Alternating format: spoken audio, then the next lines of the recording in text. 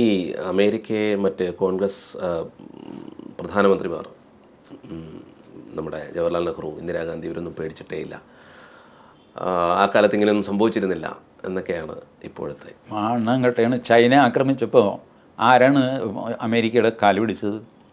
ഈ ജവഹർലാൽ നെഹ്റു. ഒന്നും ചെയ്യാൻ സാധിച്ചില്ല. 38,000 സ്ക്വയർ കിലോമീറ്റർ ചൈന ചുമ്മാ ഇങ്ങ് കയറി വന്നു. പാറപ്പുറത്തിൻ്റെ മനസ്സുകൊണ്ടൊരു മടക്കയാത്ര എന്നൊരു നോവലുണ്ട്. സംഭവം നോവലാണ്, വളരെ രസകരമായ നോവലാണ്. ബട്ട് അതിൽ ഈ ഭാരതത്തിൻ്റെ ഈ മടക്കയാത്രയുണ്ട്. മനസ്സുകൊണ്ടൊരു മടക്കയാത്ര, അതിനകത്തെ ഒരു കഥാപാത്രം ജീവിതത്തിലേക്ക് തിരിഞ്ഞു നോക്കുന്നതാണ്. ബട്ട് ആ മടക്കയാത്ര എന്നുള്ള പ്രയോഗം ഈ ഭാരതം ചൈനയോട് തോറ്റ് മടങ്ങി യാത്ര ചെയ്യുമ്പോഴുള്ള സംഭവങ്ങളാണ് ഉടനീളം ആ നോവലിൽ.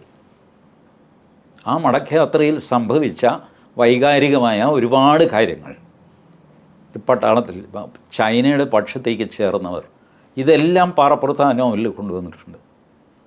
ചൈനയുടെ കസ്റ്റഡിയിൽ പോയിട്ട് 20 ദിവസം കഴിഞ്ഞ് ചൈന കൊണ്ടുവന്ന് റിലീസ് ചെയ്യുന്ന ആൾ, അയാളുടെ ബിഹേവിയർ മാറുന്നത്, അത് ഇന്ത്യ തിരിച്ചറിയുന്നത്, ഇതെല്ലാം ആ നോവലിലുണ്ട്.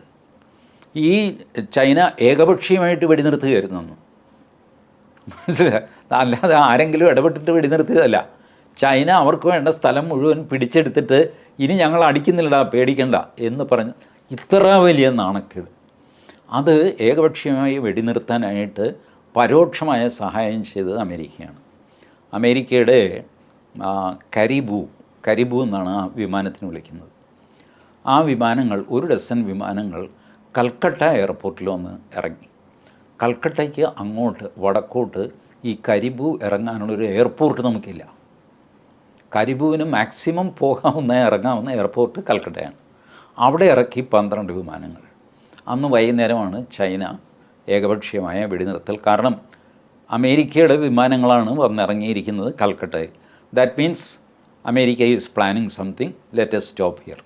ഒന്നാമത് ചൈനയുടെ കയ്യിൽ വലിയ ആയുധവും സംഗതിയൊന്നുമില്ല. ഇപ്പോൾ കാണുന്ന ചൈനയൊന്നും അല്ല 62-ലെ ചൈന.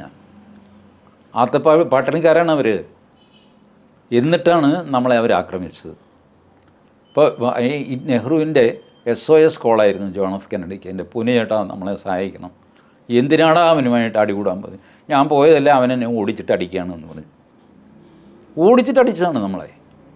ഈ നാണക്കേട് മുഴുവൻ മറ്റും വെച്ചിട്ട് നെഹ്റു പേടിച്ചില്ല, ഇന്ദിരാഗാന്ധി പേടിച്ചില്ല. 7ാം കപ്പൽപ്പട വന്നു കഴിഞ്ഞപ്പോൾ കേരളത്തിൽ അങ്ങോട്ടും ഇങ്ങോട്ടും ജനം കടന്ന് ഓടിയത് എനിക്കറിയാം. അകവള വെട്ടിപ്പോയി മലയാളിയുടെ. ഇന്നുവരെ കപ്പൽപ്പട കണ്ടിട്ടില്ലല്ലോ. ഇവിടെ ഈ വാചകമല്ലാതെ നമ്മൾ വല്ലതും കണ്ടിട്ടുണ്ടോ? ഒരു തോക്കോ ബോംബോ കണ്ടിട്ടുണ്ടോ? 1965-ലെ യുദ്ധത്തിൽ വെല്ലിംഗ്ടൺ ഐലൻഡിലൊരു ബോംബ് വീണു, പൊട്ടിയില്ല ഭാഗ്യത്തിന്. പാകിസ്ഥാൻ കൊണ്ടുവന്നിട്ട ബോംബാണ് എറണാകുളത്ത് വെല്ലിംഗ്ടൺ ഐലൻഡിൽ. അന്നുണ്ടായ സംഭ്രാന്തി അന്ന് ജീവിച്ചിരുന്നവർക്കറിയാം. ഇന്നിപ്പോൾ ലേഖനം എഴുതുന്നവരൊന്നും അന്ന് ജനിച്ചിട്ടില്ല. ഇവരൊക്കെ ഇതിന് ശേഷം ഈ 80s 90s ജനിച്ച ആൾക്കാർ ഒരു ചരിത്രം അറിയാതെ, അനുഭവിക്കാതെ ചുമ്മാ അങ്ങോട്ട് കഥകൾ മെനയാണ്.